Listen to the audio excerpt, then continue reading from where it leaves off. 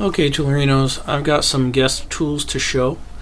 This is a little wrench, says Erie Governor, and on the other side it says 1.5 to 4.5. And I found a nice website where they sell things like this and give some information about them. This apparently was a wrench that came with an engine from an engine builder in Erie, Pennsylvania, and this wrench was what was used to adjust the speed of the engine by making adjustments to the governor. So I thought that was pretty cool. Very neat little specialty wrench. Next up is this wrench. That is an interesting looking one. It says DD57 and DB1, and it has a 45 on this side and a sideways 90 on this side. I found this listed on eBay for sale, and they listed it as a valve adjusting tool for a hit and miss engine. So another engine adjusting tool, so that was kind of cool. Very specialized, interesting wrench.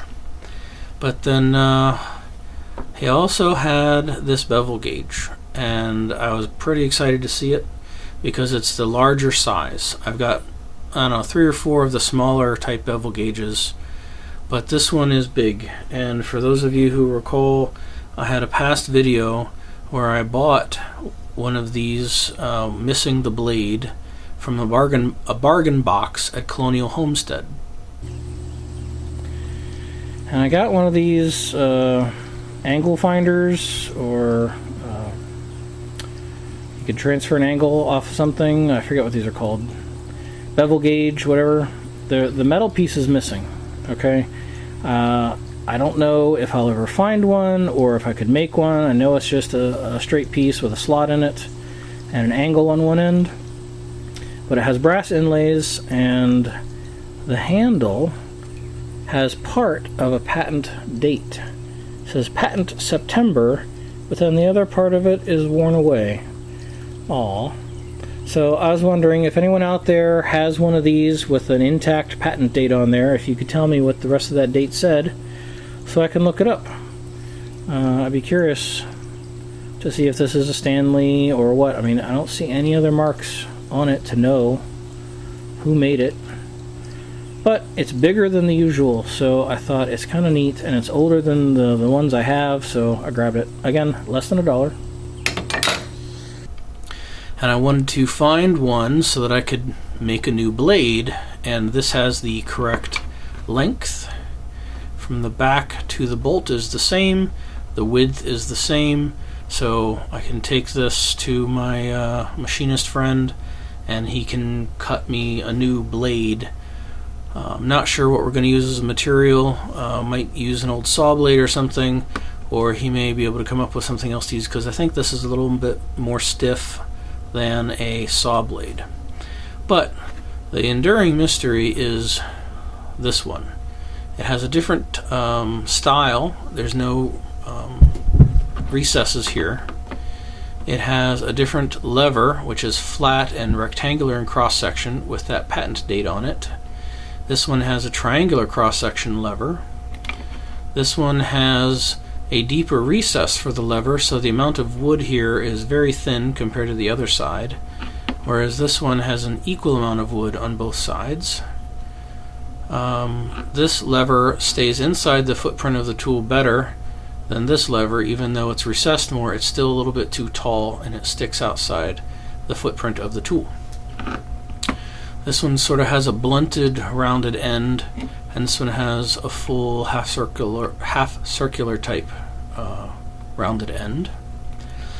Now the Stanley has a patent date on the blade. It says Stanley patent 3/16/97, so March 16th, 1897.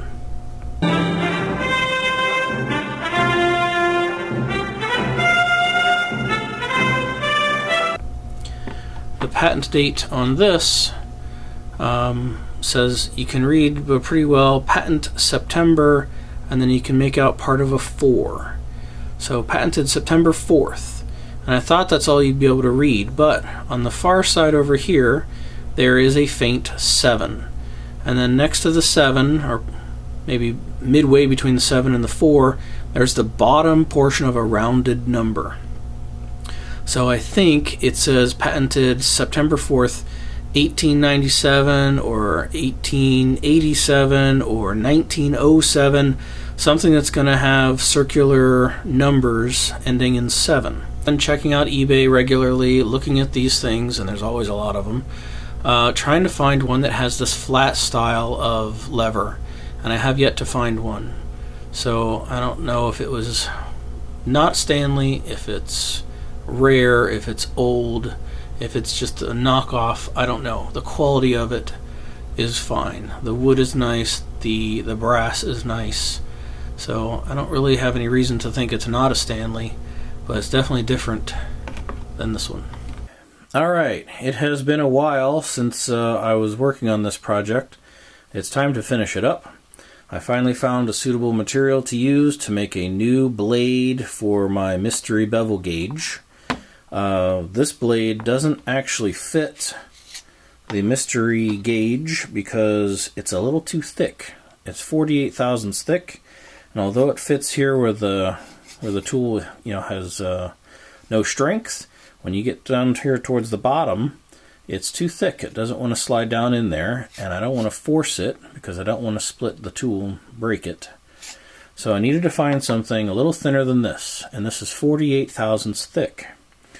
I thought I could use a handsaw, but they're always too thin. They're like 30 thousandths thick, and they're also very flexible, so it's too weak a material. It doesn't have the right temper or something to replace a bevel gauge.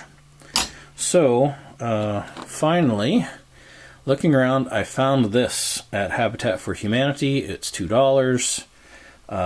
It's used, but it is still very straight and flat. Usually when you use these things, you end up bending them and kinking them. So it's not very used, so maybe that's why it never got a bend or a kink in it, but or maybe it has a better temper to it to resist that sort of thing, which would be great. And I found that this blade will just barely fit on there if I put this 45 down here all the way at the bottom. It sneaks in there without any teeth on it. And my machinist friend Matt Nash said he would cut it for me, so I'm sure it will be done right. And we'll get a new blade for the mystery bevel gauge. Alright, the mystery bevel gauge is whole once more. My friend Matt was able to cut that saw blade exactly as it needed to be to make the knife part of it exactly as it should be. It works as you would expect, and it functions perfectly as it should. And whether or not this is the original blade doesn't matter to me because it is whole once again. Now, I did do a lot of digging, and I solved the mystery of this bevel gauge. At first I wasn't sure it was a Stanley product because it didn't look like the other Stanleys that you see. The lever's different, the body's different. It has a patent date on it that I hadn't seen on any of the other Stanleys. The patent date on this one is 1897.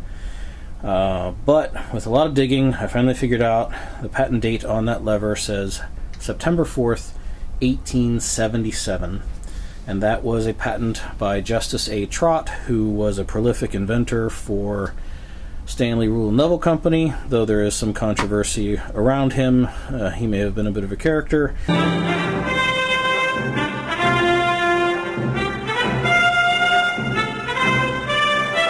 But the lever is still very different from all the others I see. I have looked at many of these on eBay and looking at pictures online. I have not yet found a single example that looks like this one. Now, none of the other ones I've seen on this type of bevel gauge have a patent date on the lever. There are some on eBay that have a stamp in the wood, and I will show you a couple pictures of that.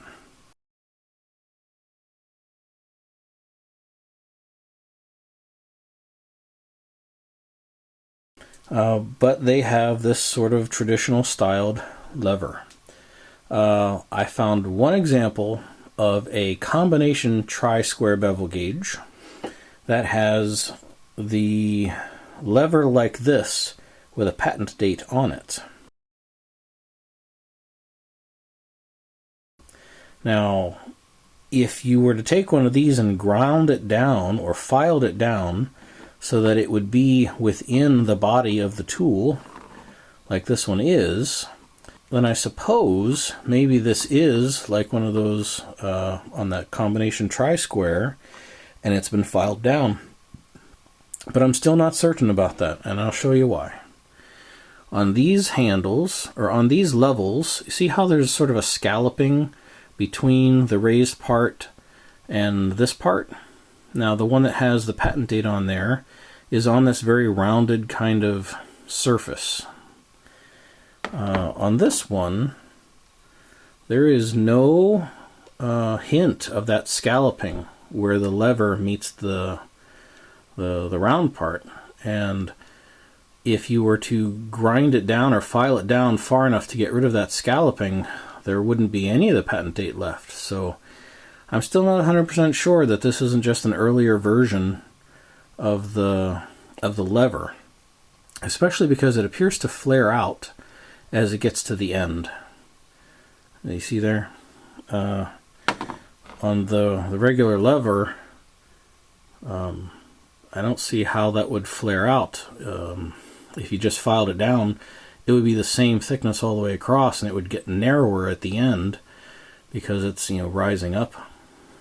But this one quite clearly flares out at that end. So, I don't know. Maybe this is just a very early one, much closer to the patent date of 1877, in which case it's 146 years old, or maybe a little younger, but still a very old tool for sure. So, how about that? Mystery solved. Only took like a year and a half, right?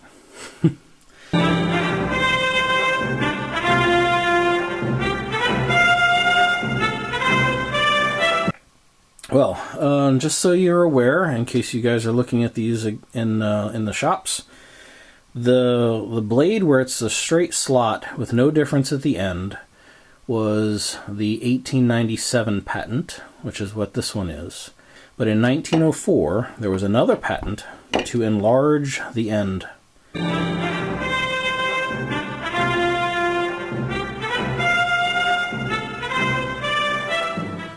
So if you find one like this in the shop, it's 1904 and younger. And if you find one like these in the shop, then it is 1904 or older. At least it should be. So there you go. Pretty cool, huh? And just as a little wrap up to the saga of the bevel gauge, the piece of the pruning saw that was used to make the replacement blade that still has teeth on it, I'm going to hold on to and see about making a handle for it and making something that I could use around the yard to cut something that's maybe a little bit bigger than what a typical pruning shear type handheld tool could handle. So, possible future project.